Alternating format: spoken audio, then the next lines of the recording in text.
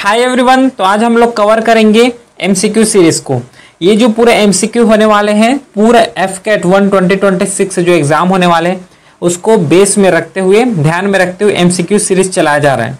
तो इसके पहले हम लोगों ने मेकिंग ऑफ इंडियन कॉन्स्टिट्यूशन का चैप्टर को कंप्लीट किए हैं, क्योंकि देखो चैप्टर बस कंप्लीट करना इंपॉर्टेंट नहीं है ना। चैप्टर में कंप्लीट कर लिए, उसका थ्योरी पढ़ लिए, फिर अब उसको प्रैक्टिस भी तो करना है, उसको अप्लाई भी तो करना है। समझ रहे हो? वहां पे बस पढ़ लिए उसके बाद डायरेक्ट एग्जाम में जाके बैठ रहे हो तो वहां पे फिर क्या है, कंफ्यूजन आ जाता है। समझ रहे हो? तो इस रेस्पेक्ट में क्या किया हम लोग, जो पूरा यूट्यूब बैच जो फ्री ऑफ कॉस्ट एफकेट के लिए चल रहा है उसमें कि पहले चैप्टर कंप्लीट कराएंगे, चैप्टर कंप्लीट कराने के बाद एमसीक्यू कंप्लीट कराएंगे, क्योंकि थ्योरी पढ़ने के बाद प्रैक्टिस करना कंपलसरी होता है। अब देखो एमसीक्यू यहाँ पे ऐसा रखा हुआ है जो एग्जाम ओरिएंटेड हो, जो एग्जाम में पूछा जा सके। नहीं पूरा इतना ज्यादा पूरा थ्योरी को यहाँ पे कंप्लीट किया है या फिर स्टेटमेंट बेस्ड क्वेश्चन को रख रहे हैं, ऐसा नहीं। यहाँ पे भी जो एमसीक्यू हम लोग टेस्ट करेंगे वो एफकेट ओरिएंटेड होने वाला है। ठीक है, जैसे एफकेट एग्जाम में पूछे जाते हैं उस तरीके से होने वाला है। क्लियर है क्या? तो अभी तो पॉलिटी का एक सीरीज चल रहा है, आने वाले अगले कुछ ही दिन में हम लोग क्या करेंगे, एक रीजनिंग का भी स्टार्ट करने वाले हैं। ठीक है, तो चैनल में एक बार विजिट कर लो और पूरा एफकेट में क्या क्या आप लोगों को मिलने वाला है फ्री ऑफ कॉस्ट, उसको भी एक बार देख लेना, क्योंकि वहां पे वीडियो डल चुका है यूट्यूब में। क्लियर है क्या? ये थोड़ा बेसिक इन्फॉर्मेशन। चलो फिर बढ़ते हैं, हम प्रैक्टिस करते हैं। थ्योरी पढ़ लिए हैं, यहाँ पे पूरा डिटेल में पढ़े हैं। ठीक है, अब कोई भी डाउट रह जाता है तो ये व्हाट्सअप नंबर दिया हुआ है, मैसेज कर सकते हो। और ये एफकेट का प्रॉपर चैनल है इसके लिए, एफकेट के लिए, तो यहाँ पे विजिट कर लो, हर नोटिफिकेशन मिल जाता है यहाँ पे। क्लियर? चलो स्टार्ट करते हैं। पहला क्वेश्चन, फर्स्ट क्वेश्चन है, the idea of constituent assembly for India was put forward for the first time. पढ़े हैं, कौन किए हैं बताओ तो वो है एम.एन. रॉय। पढ़े ना कि 1934 में सबसे पहले कॉन्स्टिट्यूएंट असेंबली बनाना है, किसके माइंड में आया? एम.एन. रॉय के माइंड में आया, क्योंकि उन लोग को पता ऑलरेडी चल चुका था कि ब्रिटिश लोग हैं अब इंडिया को छोड़ने वाले हैं, तो छोड़ के जाएंगे तो आगे इंडिया को तो रन करना है। तो रन करने के लिए क्या बनाएंगे? कॉन्स्टिट्यूएंट असेंबली बनाएंगे। अब कॉन्स्टिट्यूएंट असेंबली में क्या बनेगा, कौन कंपोजिट होगा, तो उसके लिए एक आइडिया दिए गए। वो कौन दिए गए? एम.एन. रॉय। ठीक है, नेक्स्ट सेकेंड क्वेश्चन है, ऑन कौन से डेट यहाँ पे है जवाहरलाल नेहरू ने मूव किया था historical objective revolution in the constituent assembly, जिसमें से ऑब्जेक्टिव रिवॉल्यूशन में बोले गए थे कि कॉन्स्टिट्यूशन में क्या क्या चीज हम लोग इनकलकेट करेंगे। कॉन्स्टिट्यूशन जब बनाएंगे, कॉन्स्टिट्यूएंट असेंबली में जब कॉन्स्टिट्यूशन फ्रेम होगा तो किस डायरेक्शन में जाके फ्रेम करना है, क्या चीज उसमें इंक्लूड करना है, क्या चीज इंक्लूड नहीं करना है, हर चीज ऑब्जेक्टिव रिवॉल्यूशन में दिए गए। तो कौन सा यहाँ पे मीटिंग हुए थे, उसमें क्या है, ऑब्जेक्टिव रिवॉल्यूशन जो है उसको मूव किए गए थे। तो कौन सा मीटिंग है? यह है दिसंबर 13, 1946 वाला, जिसमें से ऑब्जेक्टिव रिवॉल्यूशन को मूव किए गए थे, मतलब प्रस्ताव पारित किए गए थे। ठीक है, next, first session of the constituent assembly was held from, कब से हुआ है? अगर इसको मेकिंग ऑफ इंडियन कॉन्स्टिट्यूशन जो पहला चैप्टर पढ़े होगे तो ये पूरा इजी है, पूरा क्वेश्चन को इजिली अटेम्प्ट कर पाओगे। 10 क्वेश्चन है, 10 में से 10 ला दोगे, ये गारंटी है, क्योंकि इतना डीप में पढ़ाया गया है। जिस लेवल का एफकेट में पूछे जाते हैं उस लेवल के यहाँ पे पढ़ाए गए हैं। ठीक है, तो विजिट कर लो, बहुत इंपॉर्टेंट होने वाला है। बताओ थर्ड क्वेश्चन को, कौन सा फर्स्ट सेशन हुआ था यहाँ पे? तो ये किए गए थे, ये ऑप्शन जो कि दिसंबर 9 से 23 तक गए थे 1946 में कॉन्स्टिट्यूएंट असेंबली की कॉन्स्टिट्यूशन फ्रेम करना है। उसके लिए फर्स्ट जो सेशन हेल्ड किए गए थे वो है 9 दिसंबर से 23 दिसंबर 1946 में। ठीक है, नेक्स्ट,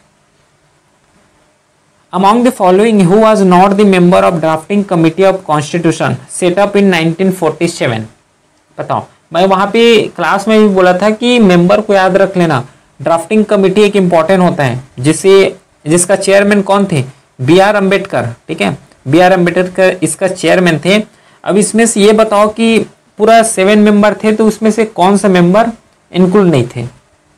बताओ तो वो है डी.एम. सॉरी, ये तो ऑप्शन में है, जो डी ऑप्शन है एम असफ अली, ये यहाँ पे ड्राफ्टिंग कमेटी का मेंबर जो है नहीं थे। ठीक है, अगला फिफ्थ क्वेश्चन है, who was the chairman of the provincial constituent committee of the constituent assembly. Minor committee बताया गया था कि 8 मेजर कमिटी हैं, 13 माइनर कमिटी हैं, तो उसमें से एक कमिटी का पूछ रहे हैं प्रोविंशियल कमिटी, तो उसका चेयरमैन कौन थे ये पूछ रहे हैं यहाँ पे। कौन थे चेयरमैन? सरदार पटेल। ठीक है, बी ऑप्शन यहाँ पे राइट है। क्लियर, समझ आ रहा है? अगर चैप्टर पढ़े होगे, इसको लेक्चर देखे होगे तो 1 सेकंड भी नहीं लगेगा, आंसर पूरा मिल जाएगा। Constitution of India contain a preamble 395 article 8। हाँ, प्रियम्बल में 395 आर्टिकल 8 शेड्यूल वाज एडॉप्टेड। कब एडॉप्ट किए गए थे? तो वह है 26 नवंबर 1949। देखो, एडॉप्ट तो इसी दिन किए गए थे, लेकिन जब इंप्लीमेंट किए तो कब किए? 26 जनवरी 1950 को। देखो यहाँ पे लिखा हुआ है ऑप्शन में भी, लेकिन अपने को क्या पूछा है? एडॉप्ट पूछा है, ना कि इम्प्लीमेंट पूछा है। एडॉप्ट पूछा है तो ए ऑप्शन राइट है। अगर इसी चीज को इम्प्लीमेंट कब से हुआ है बोलेंगे तो 26 जनवरी 1950 को बताओगे। ठीक है, तो इसमें कंफ्यूज नहीं होना है। 7th question, constituent assembly adopted the national anthem and national song on which date? कौन से दिन एडॉप्ट किए गए थे कि नेशनल एंथम है इंडिया का और ये नेशनल सॉन्ग है इंडिया का? तो इसे एडॉप्ट किए गए थे 24 जनवरी 1950 को। ठीक है, 26 जनवरी को कॉन्स्टिट्यूशन इंप्लीमेंट किए गए, लेकिन नेशनल एंथम नेशनल सॉन्ग को 24 जनवरी 1950 को इंप्लीमेंट किए। ठीक है, क्वेश्चन को एक बार क्या करोगे, पढ़ने के बाद वीडियो को पॉज कर लो, अपने लेवल में सोचो कि क्या ऑप्शन तक मैं पहुंच पा रहा हूं कि नहीं पहुंच पा रहा हूं, क्योंकि इस बेस में क्वेश्चन पूछते हैं और मैं थोड़ा डीप में बताते चले जा रहा हूं। क्यों? क्योंकि अगर क्वेश्चन इस चैप्टर से आए, अगर घुमा के भी क्वेश्चन आए, ट्रिकी तरीके से क्वेश्चन बना दे, तो उसको हैंडल कर लो। इस तरीके से बना रहा हूँ, न कि जस्ट ऊपर ऊपर में पढ़ा के जा रहा हूँ, है ना। अगर ऊपर से पढ़ाना होता तो मैं एमसीक्यू सीरीज क्यों चलाता? क्योंकि थ्योरी पढ़ने के बाद एमसीक्यू का जरूरत होता है, इम्प्लीमेंट करने का जरूरत होता है कि कहाँ इम्प्लीमेंट करना है, कहाँ इम्प्लीमेंट नहीं करना है, किस क्वेश्चन को किस तरीके से हैंडल करना है, ये सब एमसीक्यू में सीखते हो। ठीक है, 8वां क्वेश्चन देखो तो, who was the temporary president of constituent assembly made for first time on 9 दिसंबर 1946? देखो यहाँ पे कैसे, अगर एमसीक्यू नहीं लगाते तो कैसे यहाँ पे ट्रिकी हो जाओगे, कैसे माइंड घूमेगा देखना, यही क्वेश्चन में देखना। इसका ऑप्शन क्या है? ए है। यहाँ पे पूछा गया है टेम्पररी प्रेसिडेंट, लेकिन राजेंद्र प्रसाद भी प्रेसिडेंट थे, उसे भी तो प्रेसिडेंट बनाए गए थे, लेकिन ऑप्शन क्या है यहाँ पे? सच्चिदानंद सिन्हा है। क्यों? क्योंकि हमें पूछा है टेम्पररी प्रेसिडेंट, और ये जो डॉक्टर राजेंद्र प्रसाद थे ये इलेक्शन के बाद परमानेंट बने थे। परमानेंट का मतलब है कि जो टर्म होता है 5 साल के लिए, उस ईयर के लिए बने थे। तो कुछ लोग क्या करेंगे, डॉक्टर राजेंद्र प्रसाद को टिक लगा के आ जाएंगे, तो फिर वहां पे फिर बाद में रियलाइज होगा अरे ये तो गलत हो गया, है ना। गलत इसीलिए वो हुआ है क्योंकि एमसीक्यू ही नहीं लगाया हूं, क्योंकि अपने को पूछा गया है टेम्पररी प्रेसिडेंट। प्रेसिडेंट दोनों है, सच्चिदानंद सिन्हा भी प्रेसिडेंट बने हैं, राजेंद्र प्रसाद भी प्रेसिडेंट बने हैं, लेकिन पूछा गया है यहाँ पे टेम्पररी प्रेसिडेंट। तो टेम्पररी प्रेसिडेंट सच्चिदानंद सिन्हा है, और राजेंद्र प्रसाद जो है इलेक्शन के बाद बने हैं।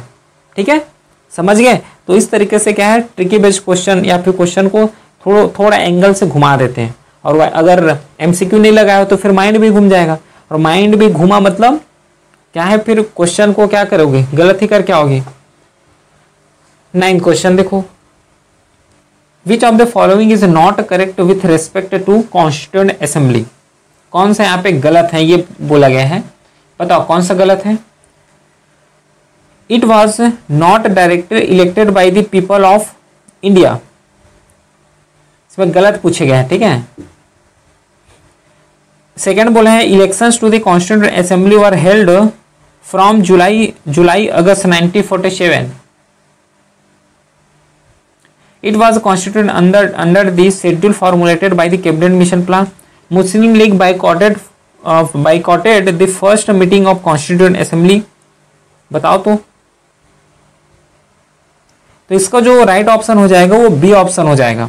कि गलत कौन है, तो बी यहाँ पे गलत है, बाकी सब तो सही है। It was not directly elected by the people of India, ये भी सही है। It was constituted under the, जो कैबिनेट मिशन प्लान आया था उसके तहत कॉन्स्टिट्यूएंट असेंबली जो कॉन्स्टिट्यूशन बना है, प्लस मुस्लिम लीग ने बाइकआउट किए हैं। लेकिन यहाँ पे गलत कौन है, बी ऑप्शन। और यहाँ पे गलत ही पूछे गए हैं कि जुलाई और अगस्त 1947 नहीं है, ये 1947 थोड़ा ना, ये 1946 है, ठीक है, 1946 है, याद रखोगे। फिर मैच करना है यहाँ पे कमिटी और उसका चेयरपर्सन कि कौन सा ऑप्शन यहाँ पे राइट होगा, बताओ तो अब। तो इसमें जो है सी ऑप्शन राइट हो जाएगा। जो यूनियन पावर कमिटी है उसका चेयरपर्सन कौन है? तो अच्छा एक सेकेंड देखो, ए का यहाँ पे सी आ रहा है, यूनियन पावर कमेटी का चेयरपर्सन जवाहरलाल नेहरू है। फिर 2 का ए आ रहा है, रूल एंड प्रोसीजर कमेटी, जो कि 2 का ए आ रहा है, डॉक्टर राजेंद्र प्रसाद है। फिर उसके बाद बी का 3 आ रहा है, 3B मतलब ड्राफ्टिंग कमेटी का तो doctor Rajendra Prasad sorry B R Ambedkar है, ये तो सबको पता है। प्लस इसका जो प्रोविंशियल कमेटी है वो है सरदार पटेल। तो इसको याद रखोगे, committee based question, chairman based question या फिर मेंबर बेस्ड क्वेश्चन पूछ लेते हैं। क्लियर है क्या, समझ आया? तो इस तरीके से हम लोगों ने क्या किया, एमसीक्यू के जरिए से यहाँ पे एमसीक्यू पूरा को सॉल्व कराना थोड़ा है, मेरा मकसद ये है कि जो पढ़े हो थ्योरी उसको यहाँ पे इम्प्लीमेंट कर पा रहे हो कि नहीं कर पा रहे हो, ये है। लेकिन जैसे ही एफकेट एग्जाम नजदीक आएगा तो वहाँ पे मॉक टेस्ट डल जाएगा, उसका टेंशन नहीं है, और बीच बीच में मॉक टेस्ट होता भी रहेगा, ठीक है। तो अगर कोई भी डाउट रहता है, ये व्हाट्सअप नंबर दिया हुआ है, मैसेज कर सकते हो, चाहे गाइडेंस से रिलेटेड हो या फिर एफकेट बैच से रिलेटेड हो। और ये एफकेट का प्रॉपर एफकेट के लिए टेलीग्राम चैनल है, इसमें ज्वाइन कर लो, इसको ज्वाइन कर लो, क्योंकि हर नोटिफिकेशन पीडीएफ यहीं पे अपलोड होता है। क्लियर है? चलिए फिर मिलते हैं अब नेक्स्ट क्लास में, तब तक के लिए thank you, have a great day.